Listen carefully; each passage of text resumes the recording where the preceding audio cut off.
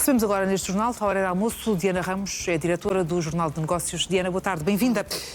Está a vigorar este cessar-fogo de 2 semanas, o que não representa necessariamente o equilíbrio imediato das contas. Pelo contrário, vais-nos explicar porquê. Não, há um cessar-fogo que de alguma forma transmite alguma tranquilidade aos mercados. Ainda assim, o que se viu ontem ao longo do dia, desde o momento da madrugada em que foi anunciado o acordo até ao final do dia, houve imensas questões, imensos bloqueios, imensas declarações que de alguma forma deram a entender que este acordo tem uma enorme fragilidade, é frágil, sim. É altamente instável.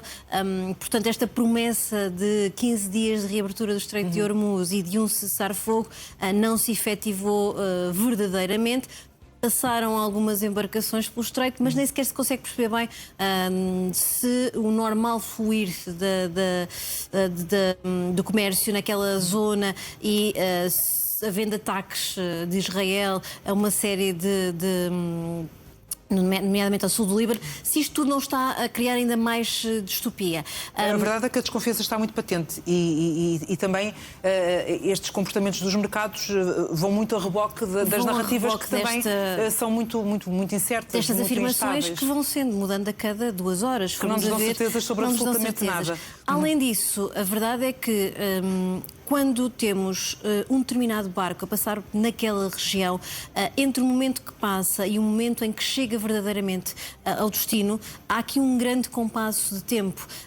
Estando o Estreito aberto por 15 dias, isto não restabelece em absoluto tudo aquilo que já se perdeu em termos de comércio global.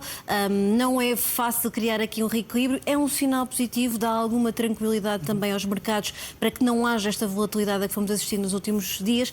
Ainda assim, é uma enorme fragilidade este acordo que não permite-se, ao longo olhando para a perspectiva de médio prazo, dar garantias de maior conforto a quem sabe que a questão do abastecimento de combustíveis, nomeadamente na região do Sudeste Pacífico, é muito relevante, do Sudeste Asiático, aliás. Os efeitos serão para ficar. Nós ontem ouvimos, por exemplo, o Fundo Monetário Internacional dizer que as guerras devastam mais a economia do que crises financeiras ou desastres naturais. É um bocadinho isto. É um bocadinho isto, ou seja, já tivemos uma série de infraestruturas de produção de gás, de refinação de petróleo a serem atingidas que levarão tempo a estar plenamente operacionais e isso impactará sempre, mesmo que a guerra acabe hoje sem qualquer dúvida da sua duração da paz, os efeitos sobre aquelas infraestruturas vão levar tempo a uma reconstrução e isso afetará a produção e o abastecimento normal deste tipo de matérias-primas.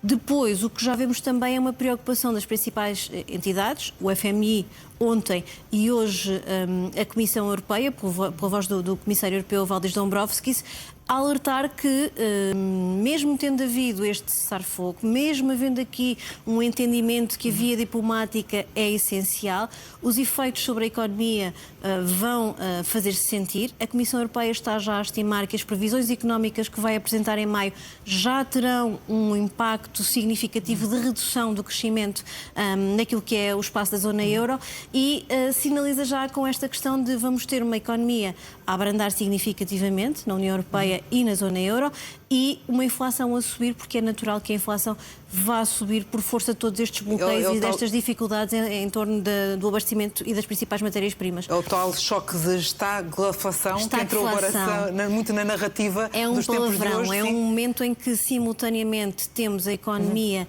a abrandar, mas os preços a subirem significativamente. E é quase como uma espécie de dupla crise sobre a economia, na medida em que são 2 fatores altamente penalizadores para a atividade económica. Temos um abrandamento que significa que os agentes não estão a investir, que a economia não está a produzir o suficiente para que todos nós possamos ter salários nem a aumentar ou, em alguns casos, até se calhar reestruturações ao nível das empresas e depois com um aumento do custo de vida que é refletido de facto naquilo que é a inflação, o custo dos bens e serviços que todos nós pagamos, uma economia de facto a produzir menos, em maiores dificuldades, com um custo de vida mais elevado. Se vai obrigar a rever tudo.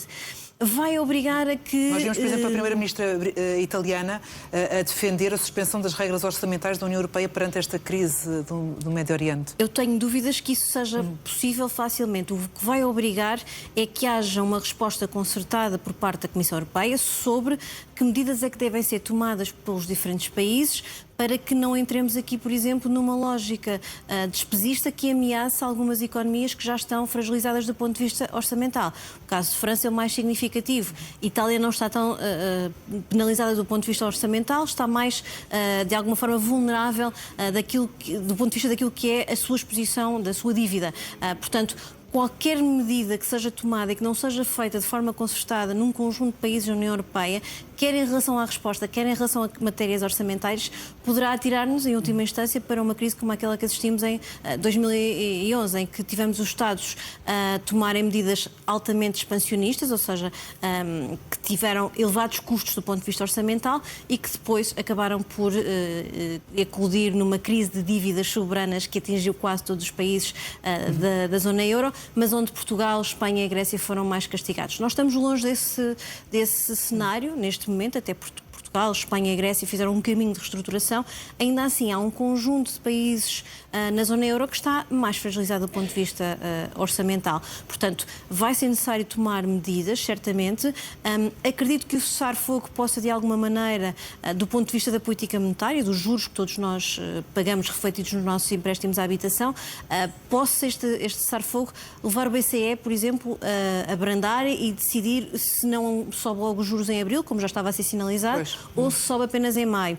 Mas do ponto de vista daquilo que é a política orçamental, o conjunto dos Estados da União Europeia e da zona euro terá que certamente que ter aqui uma ação concertada para evitarmos de ter em alguns países derrapagens orçamentais ou riscos orçamentais que depois afetem todos os outros países por arrasto. Muito bem, Diana Ramos, obrigada pelas explicações. Uma boa tarde.